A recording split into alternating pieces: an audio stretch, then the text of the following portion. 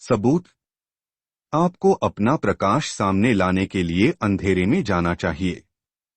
Debbie Ford, light चेसर्स का अंधेरा पक्ष। कई लोगों को रात्रिभोज और अभिव्यक्ति सप्ताहांत रिट्रीट से सफलताएं मिली। इस अध्याय में आप उनकी सच्ची कहानियों को पढ़ सकते हैं, इसलिए आपको होपोनोपोनो प्रक्रिया की शक्ति का एहसास है। यहाँ लुई ग्रीन से एक है। प्रिय जो, मैं आपको डॉक्टर हेव लेन के साथ शाम को एक साथ रखने के लिए फिर से धन्यवाद देना चाहता हूँ। विवरण पर काम करने के लिए सुजैन को भी धन्यवाद, जिसमें मुझे हयात से शाकाहारी रात्रिभोज का आदेश देना शामिल है। मुझे आपके और नेरिसा के साथ बैठने और आप दोनों के साथ साथ हमारी मेज पर अन्य अद्भुत लोगों को जानने में मजा आया। मुझे डॉक्टर हेव लेन को सुनने के लिए पहली पंक्ति की सीट और मेरे सवालों के जवाब में मुझे परामर्श देने में उनकी कृपा और उदारता के लिए सौभाग्य की बात महसूस हुई। उस रात के बाद के 2 सप्ताह मेरे लिए कई अद्भुत अनुभव लाए हैं, जिन्हें मैं खुशी से आपके साथ साझा करूंगा। एक बात जो मुझे खुद को याद दिलानी थी, वह यह है कि डॉक्टर हेव लेन ने मेरी सहायता के लिए ईश्वर से मंजूरी मांगी थी, ताकि जब तक मैं याद कर सकता था, होपोनोपोनो को लागू करने की कोशिश करता था, जो छिटपुट रूप से निकला, मुझे अभी भी उनकी प्रार्थनाओं से लाभ हो रहा था। रिकॉर्डिंग सुनने के तुरंत बाद मुझे डॉक्टर हेव लेन स्टोरीज के लिए अनुरोध प्राप्त हुआ। पहला अनुभव जिसका मैं उल्लेख करूंगा, वह सुजैन का ईमेल है, जो डॉक्टर हेव लेन के साथ शाम से कहानियों और प्रतिक्रियाओं को आमंत्रित करता है। दिलचस्प बात यह है कि मैंने जीवन के लापता निर्देश मैनुअल खरीदा और आपके और डॉक्टर हेव लेन की MP3 रिकॉर्डिंग डाउनलोड की। मैंने सचमुच रिकॉर्डिंग को सुनने के लिए एक और काम पूरा किया था जब मुझे अपने इनबॉक्स में सुजैन का ईमेल मिला। मेरा मुकदमा बिना प्रचार के राष्ट्रीय स्तर पर चला गया।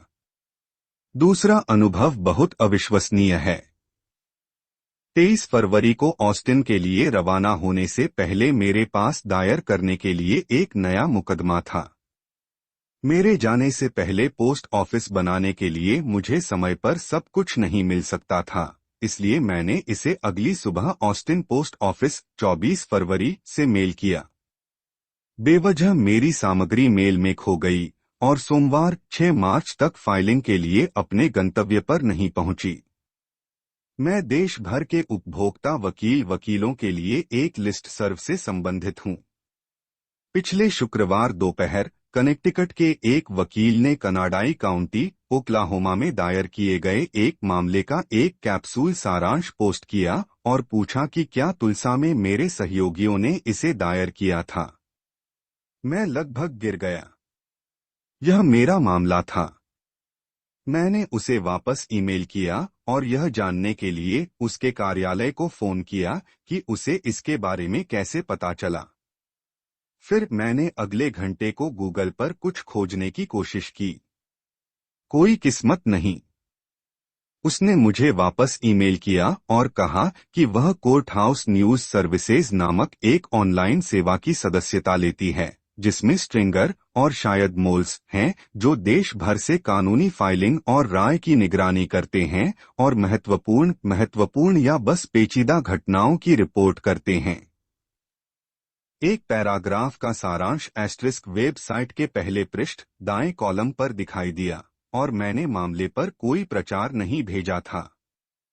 विडंबना यह है कि ग्राहक के पिता दिन में पहले मेरे कार्यालय आए थे और मुझे उन्हें आश्वस्त करना पड़ा कि मुझे अपने दिल में विश्वास है कि हमारे पास परीक्षण के लिए एक मजबूत मामला है। यह सोचकर मेरा दिमाग दहल जाता है कि हर दिन दर्ज होने वाले हजारों मामलों में से मैंने खबर बनाई। अंतिम मिनट में मैंने जो रात्रिभोज आयोजित किया, उसने रिकॉर्ड उपस्थिति को आकर्षित किया। मैं हमारे स्थानीय शाकाहारी समूह के बोर्ड में हूं और हमारी मासिक बैठकें आमतौर पर महीने के दूसरे शनिवार को होती हैं। जब मैंने राष्ट्रपति से मार्च की बैठक के लिए एक जगह के बारे में जांच की, तो मुझे पता चला कि कोई व्यवस्था नहीं की गई थी। मैंने स्वेच्छा से गेंद उठाई। मंगलवार 28 फरवरी को मैं अपनी सूची के शीर्ष रेस्तरां में गया, केवल यह पता लगाने के लिए कि मालिक शुक्रवार 3 मार्च तक शहर से बाहर था, लेकिन जब वह शहर में वापस आ जाएगी तो वे उसे मुझे फोन करने के लिए एक संदेश छोड़ देंगे। यह काम नहीं करेगा। अगले दिन बुधवार 1 मार्च मैं एक थाई रेस्तरां में गया जो केवल कुछ महीनों के लिए खुला था। मैंने मैनेजर से बात की और पूछा कि क्या वे शाकाहारी डिनर बुफे कर सकते हैं।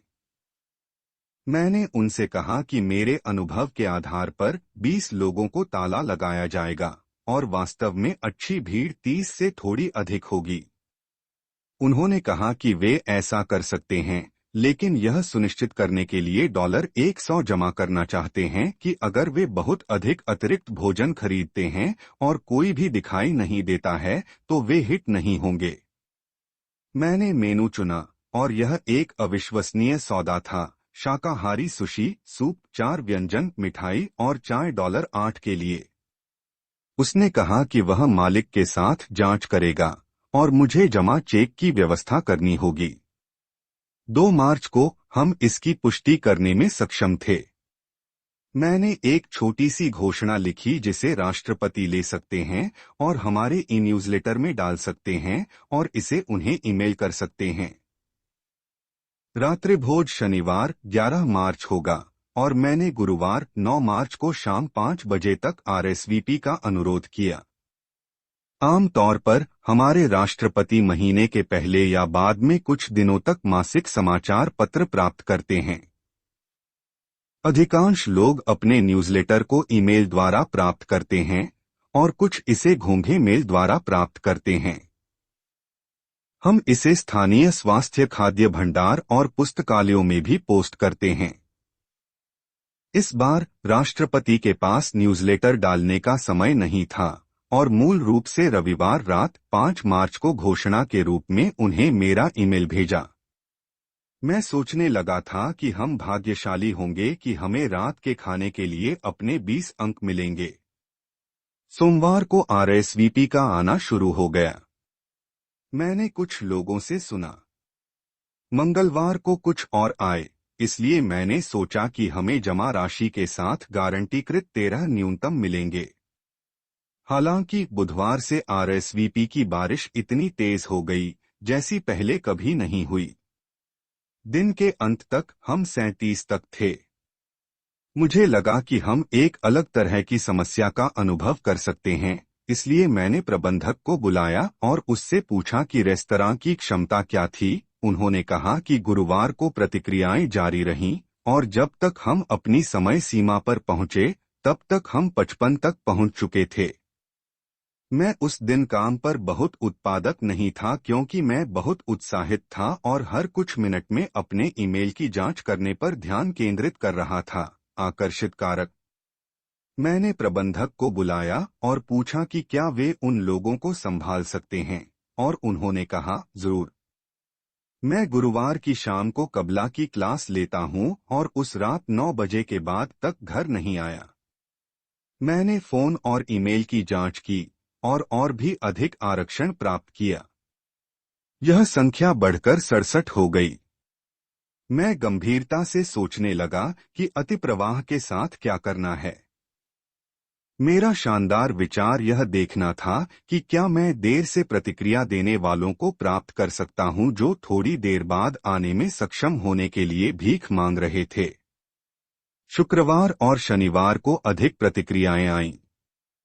हम 75 की आश्चर्यजनक संख्या तक पहुंच गए। यह घटना एक उग्र सफलता थी। आरक्षित करने वाले सभी लोगों ने भाग नहीं लिया और कुछ ऐसे दिखाई दिए जिन्होंने बिल्कुल भी आरक्षित नहीं किया। विशिष्ट। रेस्तरां में ऊर्जा भयानक थी क्योंकि पहले हमने जगह की हर सीट को भर दिया था। इसने कई लोगों पर एक महान प्रभाव डाला जिन्होंने थाई बुफे को अपना पहला कार्यक्रम बनाया था। कुछ पुराने समय के लोग जो 10 साल पहले संस्थापक सदस्य थे ने कहा कि यह ओक्लाहोमा कार्यक्रम के शाकाहारियों के लिए रिकॉर्ड उपस्थिति थी। बैठने की जगह पूरी तरह से काम करती थी। कुछ ऐसे थे जो रात के खाने के लिए आए थे और उन्हें शनिवार शाम की अन्य गतिविधियों में जाना पड़ा। बाद में आने वालों के लिए हमेशा सीटें उपलब्ध रहती थीं। रेस्तरां में लोग स्पष्ट रूप से प्रसन्न थे क्योंकि उनके पास पहले कभी इतना बड़ा समूह नहीं था। किराए की कार चमत्कार। मैंने ऑस्टिन जाने के लिए एक कार किराए पर ली क्योंकि मैं अपने ऊपर अतिरिक्त टूट-फूट नहीं डालना चाहता था।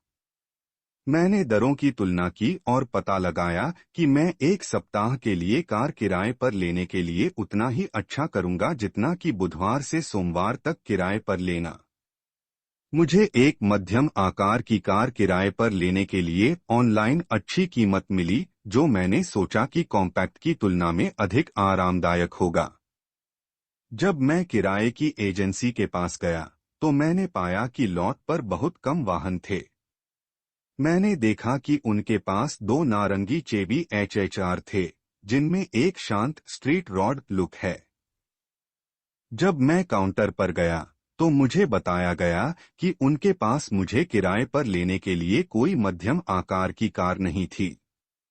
मैंने पूछा कि क्या मेरे पास HHR हो सकता है, और उन्होंने कहा कि मैं कर सकता हूं, भले ही उन्हें किसी कारण से पूर्ण आकार के रूप में वर्गीकृत किया गया था।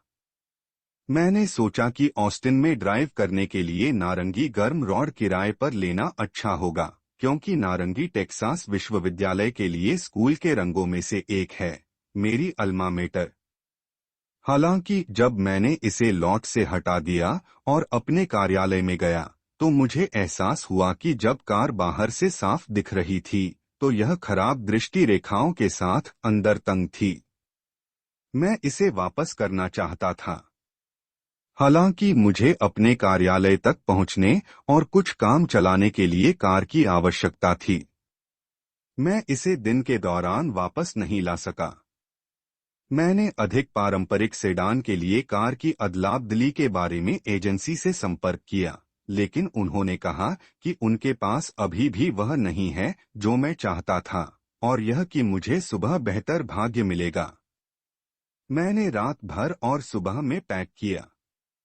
जब मैं अपने सूटकेस को फेंकने के लिए HHR के पास गया, तो मुझे पता चला कि कार में पीछे के यात्री के दरवाजे पर एक ध्यान देने योग्य दरवाजा था।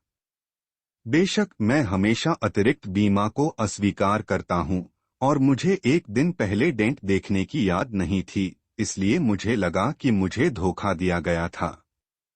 मैंने सोचा कि मैं आगे बढ़ूंगा और एक सप्ताह के लिए कार पर लटक जाऊंगा और देखूंगा कि क्या मैं कुछ पता लगा सकता हूं।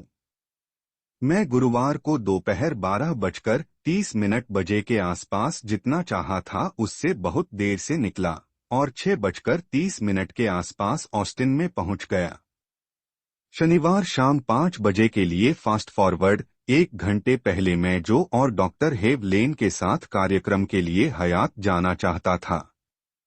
मैंने डेंट के बारे में चिंता करने में बहुत अधिक समय बिताया था और मैं क्या करने जा रहा था।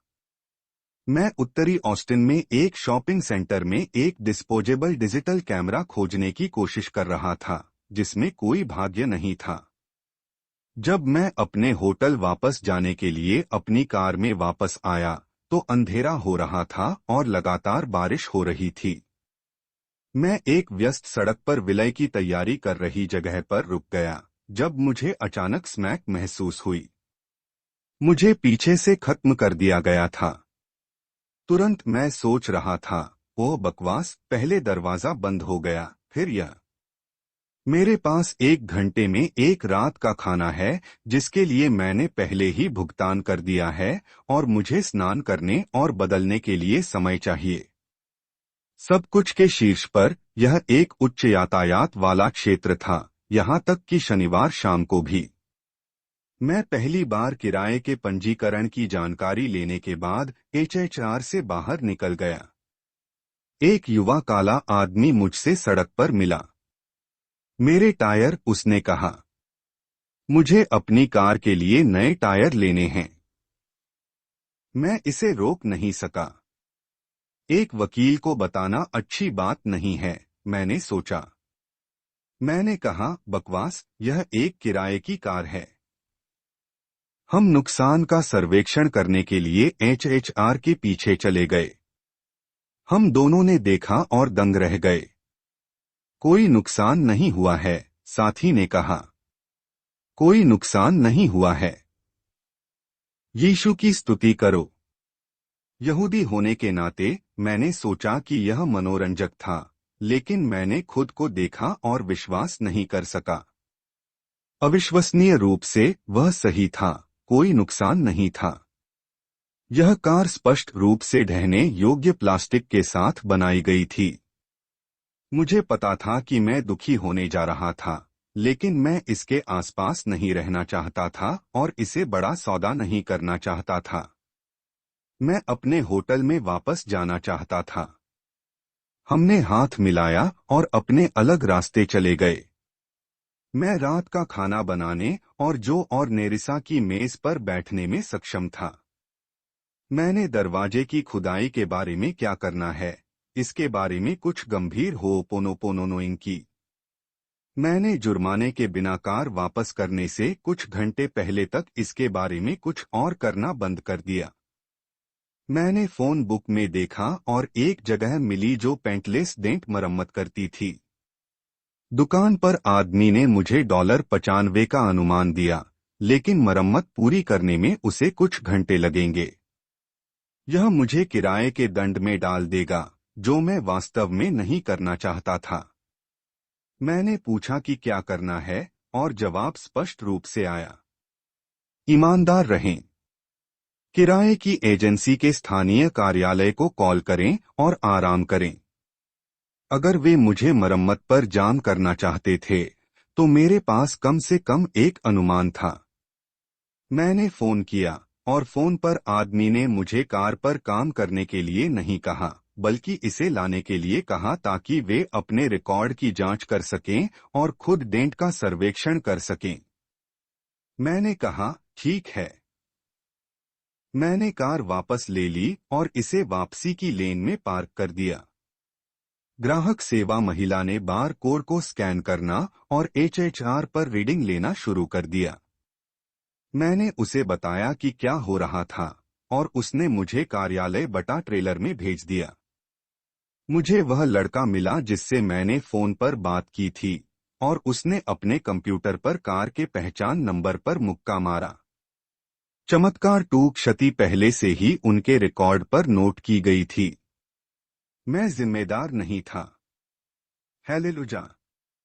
मैं घर से मुक्त था। मेरी बहन को उसकी ड्रीम जॉब की पेशकश की गई थी।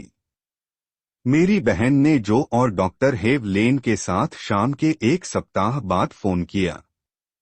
वह एक बहुत बड़ी, प्रसिद्ध कंपनी के विभाजन के लिए उपाध्यक्ष है। उसे एक हेडहंटर द्वारा यह पता लगाने के लिए संपर्क किया गया था कि क्या वह अपने सपनों की नौकरी के रूप में वर्णित चीजों में रुचि रखेगी। वह मुझे फोन पर विवरण नहीं बताना चाहता था। इसके बजाय उसने मुझे भर्ती एजेंसी से प्राप्त नौकरी विवरण ईमेल किया। मुझे धक्का दिया गया। मान लीजिए कि कंपनी एक लग्जरी ब्रांड है, और मुझे बस आपको एक शब्द कंपनी का नाम बताना होगा, और यह सब कह देगा। कुछ महीनों बाद उसे काम पर रखा गया था। यहाँ एक और है। जब मैं अक्टूबर 2006 में लैंडमार्क फोरम के 3 दिवसीय सेमिनार में भाग ले रहा था, तो जो के उपचार के शॉर्टकट ने सचमुच पानी को रोक दिया। नॉन स्टॉप प्रशंसा अभ्यास के दौरान हुई, जिसे लोगों के साथ होना या ऐसा कुछ कहा जाता है। लोगों के साथ रहने के लिए सेमिनार के नेता ने 74 लोगों को 4 पंक्तियों में विभाजित किया, और फिर हमने बारी बारी से एक समय में एक पंक्ति बस लोगों को बिना बात किए आंखों में देखकर उनके साथ रहना शुरू कर दिया। मैं पंक्ति 3 में था। सेमिनार लीडर ने पंक्ति 1 को मंच पर कदम रखने और दर्शकों का सामना करने के लिए बुलाया। उन्होंने हमारी सीटों पर बैठे हुए हमें देखा। हमने पीछे मुड़कर देखा। फिर पंक्ति 2 को मंच तक जाने का आदेश दिया गया और पंक्ति 2 पंक्ति 1 से 1 फीट की दूरी पर खड़ी थी, लेकिन सामने। वे 3 मिनट तक एक दूसरे की आंखों में देखते रहे।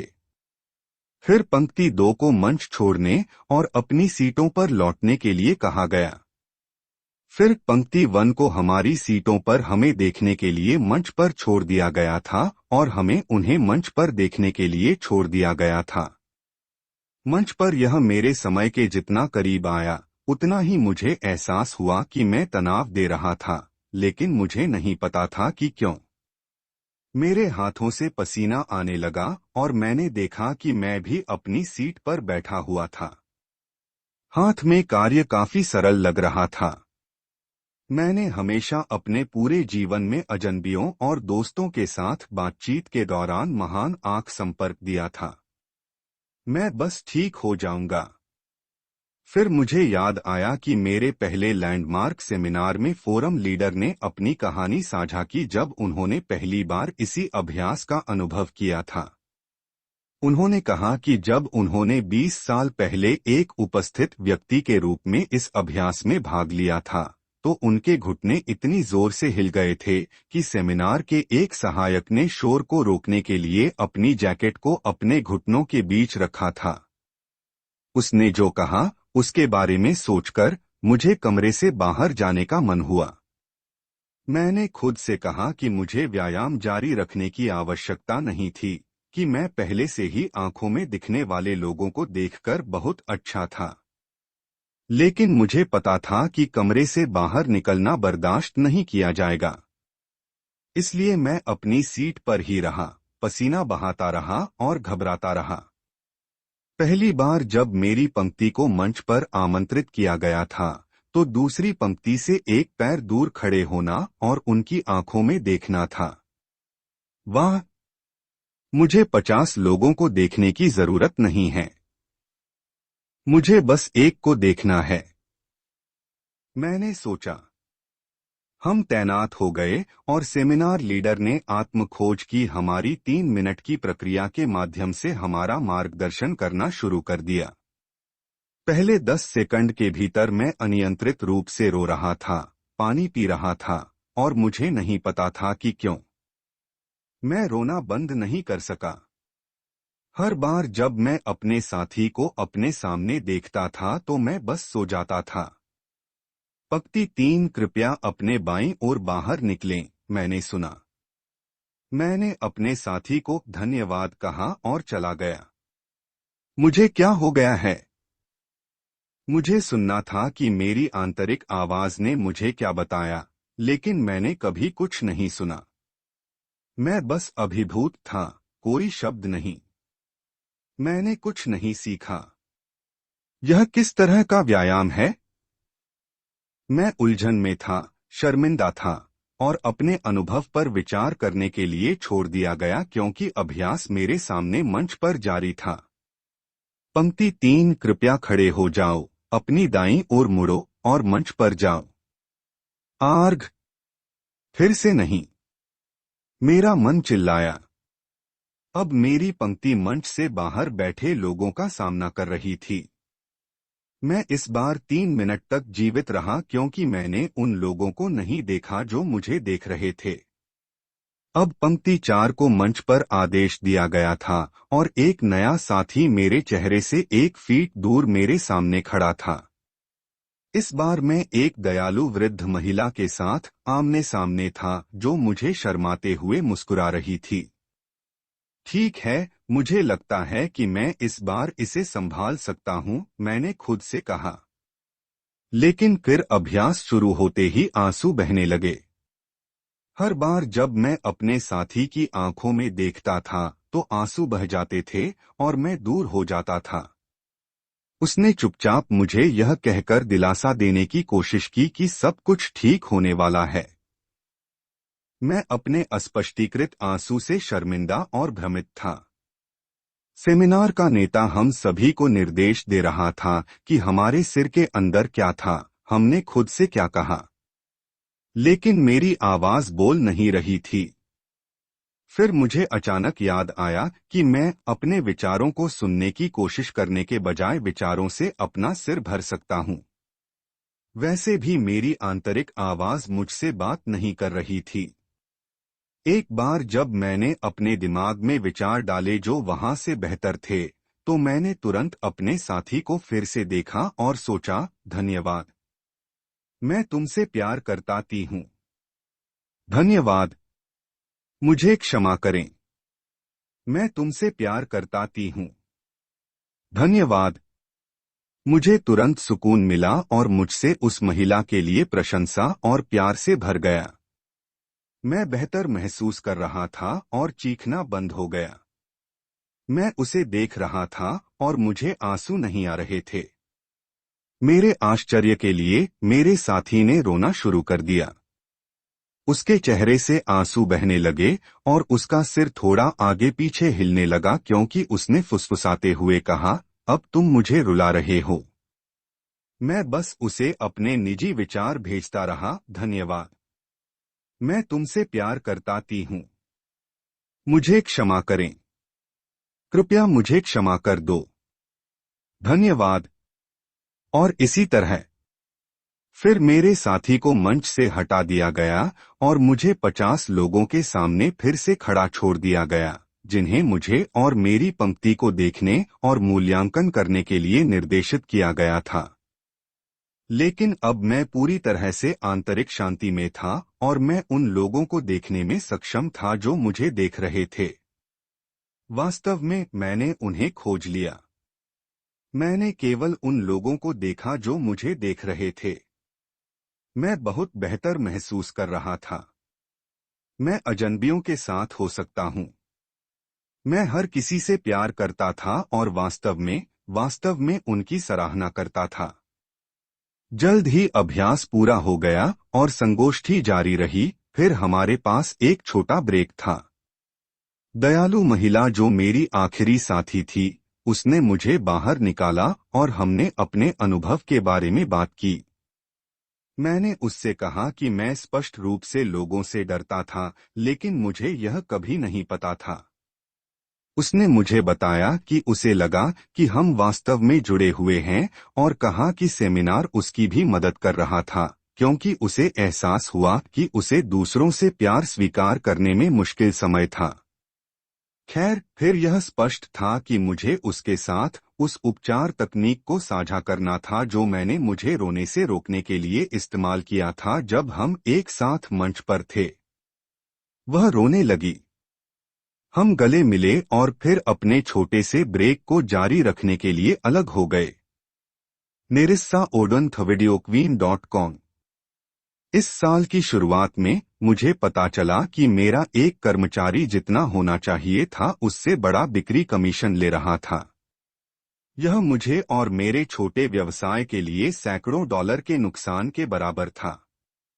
उसने इन कार्यों की जिम्मेदारी लेने से इनकार कर दिया। वह एक मेहनती कर्मचारी है जिसे हमारे छोटे शहर में दूसरी नौकरी नहीं मिलेगी जो उस तरह का पैसा कमा रही है जैसा वह मेरे साथ करती है। मुझे उसके लिए करुणा थी, लेकिन मैं भी बहुत गुस्से में और आहत था। इसके बाद के दिनों में मैं विशिष्ट कार्य संबंधी विषयों के अलावा उससे बात नहीं कर सकता था और मैं मुश्किल से उसे देख सकता था। मुझे नहीं पता था कि क्या करना है। मैंने जो की ओर रुख किया और आगे जो हुआ वह वास्तव में आश्चर्यजनक था। उन्होंने मुझसे संपर्क करने के लिए धन्यवाद दिया। फिर उन्होंने मुझे ऊर्जा को साफ करने के लिए विशिष्ट कदम उठाए। सबसे पहले मुझे यह समझने की जरूरत थी कि मैंने स्थिति को आकर्षित किया। ऐसा करना आसान नहीं है, लेकिन प्रक्रिया के लिए आवश्यक है। फिर मुझे खुद को, कर्मचारी को और समस्या के आसपास की ऊर्जा को माफ करना चाहिए। इसके बाद मुझे नए इरादे निर्धारित करने होंगे कि मैं स्थिति को कैसे चाहता हूं और डॉक्टर हेव लेन के उपचार शब्दों को दोहराना शुरू करना चाहिए, मुझे खेद है।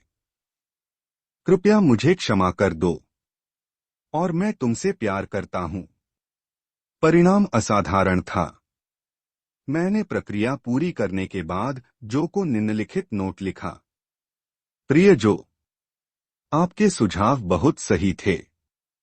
उन्हें पढ़ने के बाद मुझे विम्बरले से ऑस्टिन तक ड्राइव करना पड़ा और मैंने आपके द्वारा निर्धारित प्रत्येक कदम किया। यह बस आश्चर्यजनक था।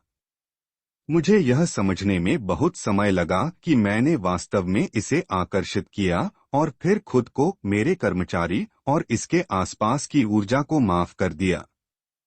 मैंने नए इरादे निर्धारित किए और उस अभूतपूर्व हवाई चिकित्सा पद्धति को कई बार दोहराया। जब तक मैं ऑस्टिन पहुंचा, मुझे लगा जैसे मेरी छाती और पेट से 1 टन ईंटें उठाई गई थीं। जो के सुझावों का पालन करने के बाद ऊर्जा पूरी तरह से मेरे अंदर स्थानांतरित हो गई। गुस्सा और चोट दूर हो गई थी। यह वास्तव में आश्चर्यजनक था। मेरे कर्मचारी के साथ काम करने का माहौल अब ठीक है। सुजैन, अगर कोई मुझसे पूछता है कि क्या यह प्रणाली वास्तव में काम करती है, तो मैं कहता हूं कि यह बिल्कुल काम करता है। विक्टोरिया शेफर, प्रकाशक, पेडल रैंच प्रकाशन, विम्बरले, टेक्सास। यहाँ डेनिस किलोस्की, श्रेवेपोर्ट, लुइसियाना द्वारा प्रस्तुत एक प्रशंसापत्र है। यह एक सपना है जो मुझे अक्टूबर 2006 में दिया गया था, जो हो'पोनोपोनोनो के साथ पूरी तरह से फिट बैठता है। मैंने जेलों के बिना एक दुनिया देखी क्योंकि हो'पोनोपोनो के दर्शन के परिणामस्वरूप उनकी कोई आवश्यकता नहीं थी।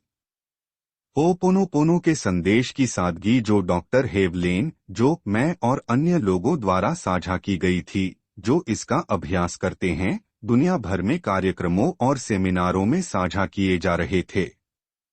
इन कार्यक्रमों ने लोगों, विशेष रूप से छोटे बच्चों को सिखाया कि खुद से कैसे प्यार करें और ऐसा करने में एक दूसरे से प्यार करें। मैंने हजारों और हजारों लोगों द्वारा भाग लेने वाले सेमिनार के बाद अपने सपने के शिक्षण संगोष्ठी में खुद को देखा।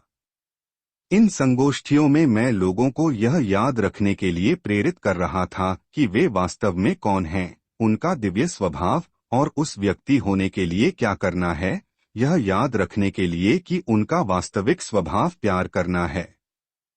इस सपने में मैंने एक किशोर युवक गिरोह के सदस्य को एक अन्य गिरोह के सदस्य के सिर पर बंदूक तानते हुए देखा, उसे गोली मारने की धमकी दी।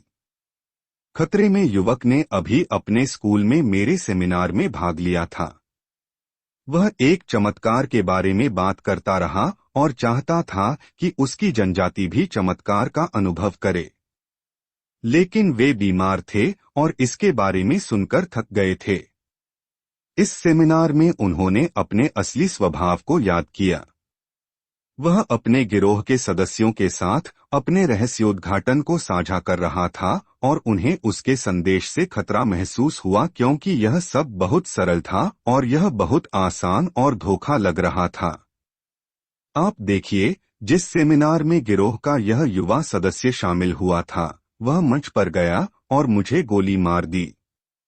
जैसे ही मैं फर्श पर लेटा, मेरा खून और जीवन शक्ति मेरे शरीर से बाहर बह रही थी। मेरे पास युवावस्था आई और मैंने उसे गले लगा लिया और मैंने उसके कान में फुसफुसाया, कृपया मुझे माफ कर दें। मैं तुमसे प्यार करता हूँ, और मैं उसकी बाहों में मर गया, उसे अपने अस्तित्व में प्यार के हर औंस के साथ गले लगाया। उस पल में युवाओं को संदेश मिला। जैसे ही उसने मेरे मृत शरीर को गले लगाया, उसने अपनी सिसकियों और आंसुओं के माध्यम से मुझसे फुसफुसाया, कृपया मुझे माफ कर दें। मैं तुमसे प्यार करता हूँ। उस पल में जीवन शक्ति मेरे शरीर में लौट आई और हम दोनों एक सुंदर सुनहरी रोशनी से भर गए जो दर्शकों में हर कोई इतना शक्तिशाली था और हमारे चारों ओर मीलों तक हम दोनों द्वारा उत्पन्न प्यार को महसूस कर सकते थे। जैसे जैसे इस प्रेम ऊर्जा को उन लोगों द्वारा देखा गया, यह बड़ा और बड़ा होता गया और दूर तक फैल गया। लेकिन हर कोई अभी तक नोटिस करने के लिए तैयार नहीं था। यह कहानी जिस युवा गिरोह के सदस्य के बारे में है, यह युवक जो अब अपने भाई के सिर पर बंदूक रखता था, प्यार को नोटिस करने और प्राप्त करने के लिए तैयार नहीं था। बचाए गए युवा ने उससे कहा, कृपया मुझे माफ कर दें, मैं तुमसे प्यार करता हूँ, और उसे गले लगा लिया और उससे प्यार किया जैसे कि वह खुद के सभी अंधेरे हिस्सों से प्यार कर रहा था और गले लगा रहा था। और फिर यह हुआ। दोनों प्रेम ऊर्जा की सुनहरी चमक से भरे हुए थे, और दूसरे युवाओं ने इसे नोटिस करने और इस प्यार को प्राप्त करने के लिए समय लिया। जब उसे यह मिला तो उसने दूसरे से कहा, कृपया मुझे माफ कर दें, मैं तुमसे प्यार करता हूं भाई, कृपया मुझे माफ कर दें। अनुमान लगाओ कि आगे क्या हुआ। दोनों प्रेम ऊर्जा के एक सुंदर सुनहरे ग्लोब से भरे हुए थे, जो बड़ा और बड़ा होता गया। जैसे ही यह कमरे को भर गया और गिरोह के प्रत्येक सदस्य को छू गया, और उन्होंने भी प्यार को देखा और इसे प्राप्त किया, यह सुनहरी प्रेम ऊर्जा सड़कों पर और मीलों तक फैल गई। जैसा कि दूसरों ने देखा, उन्होंने इसे पारित किया, और यह सुनहरी प्रेम ऊर्जा बढ़ी और तब तक दूर और व्यापक यात्रा की जब तक कि पूरा विश्व प्यार से भर नहीं गया। यह स्वर्ण युग है, प्रेम का युग है। यही कारण है कि हमें होपोनोपोनो का यह उपहार दिया गया है, यह याद रखने के लिए कि हम कौन हैं और हमारी वास्तविक प्रकृति प्यार करना है। हम सभी चाहते हैं कि उन्हें प्यार किया जाए। यह एक सुंदर सपना है ना? होपोनोपोनो की कहानी एक सुंदर फिल्म बनाएगी। मैं फिल्म पे इट फॉरवर्ड के बारे में सोचता हूँ और यह दुनिया में क्या प्रभाव डाल रहा है। दुनिया होपोनोपोनो के लिए तैयार है। जो विटाल के पहले अभिव्यक्ति सप्ताहांत से घर लौटने के बाद पहले 7 दिनों के भीतर मैं शायद ही हुए चमत्कारों की संख्या की गिनती कर सकता था। एक स्पंज की तरह मैंने सभी ऊर्जा, सबक और संदेश को भिगो दिया, और मेरे परिणाम बिजली की गति से प्रकट होते रहते हैं। मेरे कुछ मूर्त परिणामों का नाम देने के लिए नए ग्राहक मेरे पास आते हैं। नए अनुबंध पतली हवा से बाहर दिखाई देते हैं। मुझे अनगिनत संयुक्त उद्यमों के लिए संपर्क किया गया है। मेरी ऑप्टेन सूची में 300% से अधिक की वृद्धि हुई है इस लेखन के समय। मुझे कई सेलिब्रिटी उपस्थिति बनाने के लिए कहा गया है, और मैं स्पष्ट नीले आकाश से मेरे पास आने वाले सभी आश्चर्यजनक प्रेरित विचारों के साथ शायद ही रह सकता हूं। सोचिए, सिर्फ 3 महीने पहले मैं अपने उद्योग में एक अज्ञात था। यह सब बिना किसी बल के, बिना कोशिश के, और मेरी ओर से किसी भी वास्तविक प्रयास के बिना हुआ।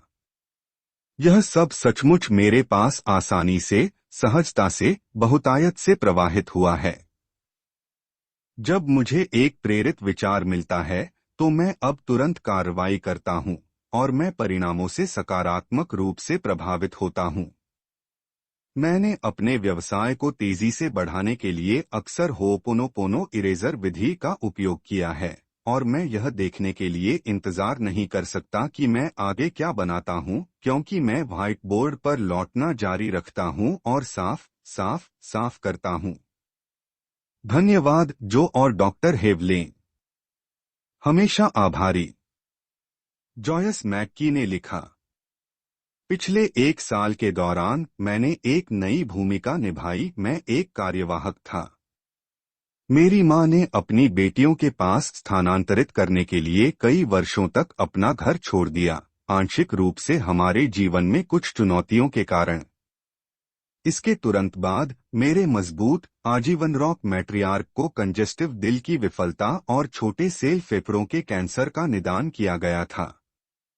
आश्चर्यजनक और शालीनता से उसने अपनी बेटियों के साथ अपना शेष समय जीने का फैसला किया। उन्होंने 88 साल की उम्र में कैंसर का इलाज नहीं करने का फैसला किया।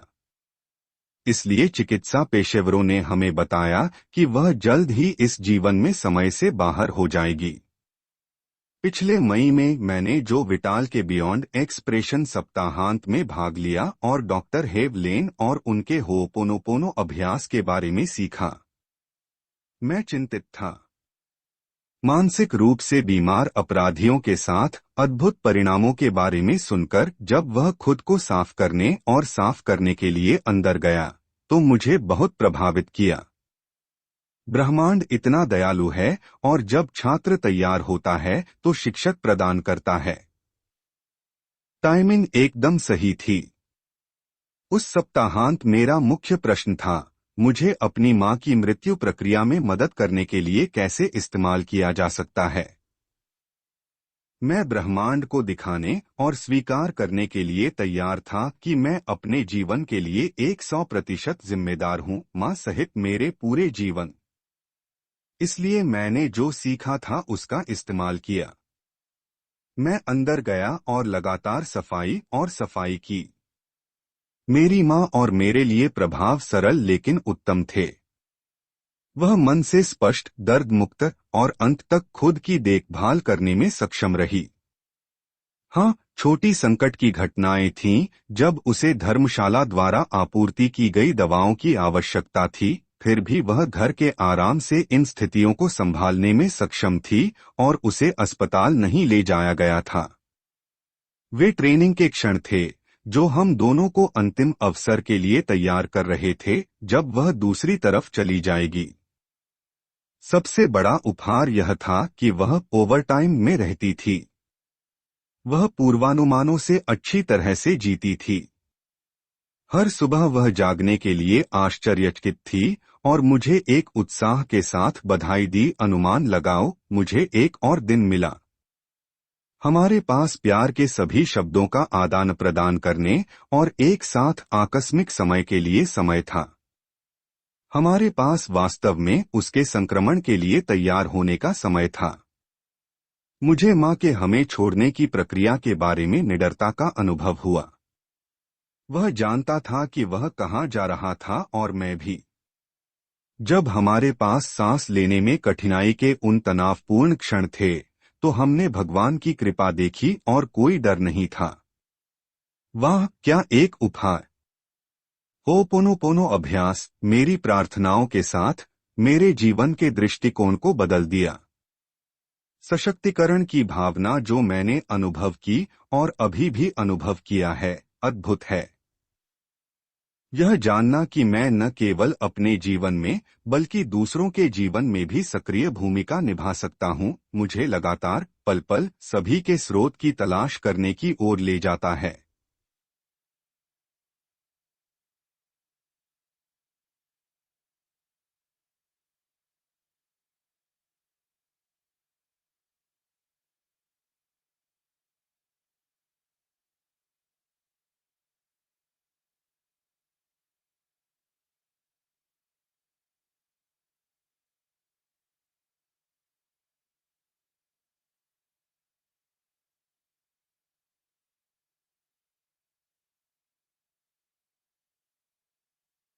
मैंने मई 2006 में यहाँ एक और है। जब मैंने मई 2006 में अभिव्यक्ति सप्ताहांत में भाग लिया तो मैं अभी भी $1.2 मिलियन अनुबंध के भावनात्मक और वित्तीय दर्द को महसूस कर रहा था जो अनुबंध के बीच में एक बहु-अरब डॉलर की तेल कंपनी के साथ टूट गया था। यह तेल कंपनी में कई आंतरिक मुद्दों के कारण था। घर के सभी रास्ते और बाद के दिनों तक मैंने कहा, मैं तुमसे प्यार करता हूं। मुझे क्षमा करें। कृपया मुझे क्षमा कर दो। धन्यवाद। घर पहुंचने के कुछ दिनों बाद मुझे कमजोरी, छींक और खांसी महसूस होने लगी। मुझे पता था कि यह मेरा शरीर छोड़ रहा था। कुछ ही समय बाद मैंने एक विपणन विशेषज्ञ के साथ चर्चा की और हमारी बातचीत के दौरान मेरे शरीर के अंदर और तेल कंपनी के साथ पूरी स्थिति की मेरी धारणा में एक बदलाव था। उन्होंने बस मुझसे पूछा कि ग्राहक को कार्यस्थल में दर्द को कम करने में मदद करने के लिए एक ग्राहक ने मुझे 1 वर्ष में सबसे बड़ी राशि का भुगतान किया था। मैंने उसे $600,000 कहा और फिर उसने कहा, वेंडी, तुम वहां हो। आप इसका उपयोग एक साम्राज्य बनाने के लिए कर सकते हैं। कितने लोग यह दावा कर सकते हैं? एक फ्लैश में मैं सभी बुरे के बजाय सभी अच्छे देखने में सक्षम था। केवल $200,000 को नोटिस करने के बजाय उन्होंने मुझे भुगतान नहीं किया था। मैं $600,000 में मूल्य देखने में सक्षम था जो उन्होंने मुझे भुगतान किया था। मैं यह देखने में सक्षम था कि सकारात्मक पहलुओं पर ध्यान केंद्रित करने से मेरा जुनून बदल गया और इसने मुझे तुरंत विचारों के साथ प्रेरित किया। एक प्रकाश चला गया और मैं किसी बड़ी चीज से विस्मय में था जो मेरे अंदर अभी अभी हुआ था। ऐसा लगता था कि मेरे चारों ओर प्रकाश था जो मेरे भौतिक परिवेश से परे था। 2 साल तक मैं पीड़ित था और कंपनी के उन लोगों से नाराज था जिन्होंने जो किया, और एक पल में मैं उन्हें धन्यवाद दे रहा था। कुछ ही समय बाद मेरे बाएं पैर में दर्द हुआ। मैं समझ नहीं पा रहा था कि क्या हुआ है। मैंने सब कुछ करने की कोशिश की, मालिश, स्ट्रेचिंग, गर्म स्नान। फिर मैं एक चीनी दवा चिकित्सक के पास गया जिसने मेरे शरीर को पढ़ा और मुझे बताया कि मैं बहुत तनाव में था और दर्द मेरे पित्ताशय की थैली मेरिडियन से संबंधित था, क्रोध मेरिडियन। ऊर्जा फंस गई थी और इससे दर्द हो रहा था। फंसे हुए क्रोध को छोड़ने के लिए मुझे ऊर्जा के 4 उपचार दिए गए थे और दर्द ने मेरे शरीर को छोड़ दिया। मेरा शरीर उस गुस्से को पकड़े हुए था जो मैंने बड़ी तेल कंपनी के प्रति महसूस किया था, और जब मेरी धारणा बदल गई तो यह बाहर आने के लिए तैयार था, केवल यह अटक गया। इस अनुभव के महीनों बाद मुझे पता चला कि तेल कंपनी में मेरे संपर्क, जिसे मेरे साथ अनुबंध तोड़ने का निर्देश दिया गया था, ने किसी अन्य व्यक्ति को चोट पहुंचाने से इनकार कर दिया और उसने अपनी नौकरी छोड़ दी। विभाग को तोड़ दिया गया है और मैंने जो सेवाएं प्रदान की हैं, उन्हें दूसरे विभाग में संभाला जा रहा है। इस ऊर्जा समाशोधन ने मेरे लिए अपनी ई-पुस्तक को समाप्त करने और www.gtansdyorcomfortzona.com में अपनी नई वेबसाइट लॉन्च करने का रास्ता साफ कर दिया। ई-बुक के लॉन्च ने ऐसे अवसर पैदा किए हैं जिनके बारे में मैंने सोचा नहीं था। जनता को कंप्यूटर के काम से दर्द से बाहर निकलने का तरीका सिखाना मेरा एक सपना रहा है। मुझे 3 लोकप्रिय वेबसाइटों अब तक के लिए एर्गोनॉमिस्ट होने का अवसर दिया जा रहा है, एर्गोनॉमिक्स के बारे में सवालों के जवाब देने और मेरी ई-बुक, सेवाओं और अन्य कार्यक्रमों का विपणन करने के लिए।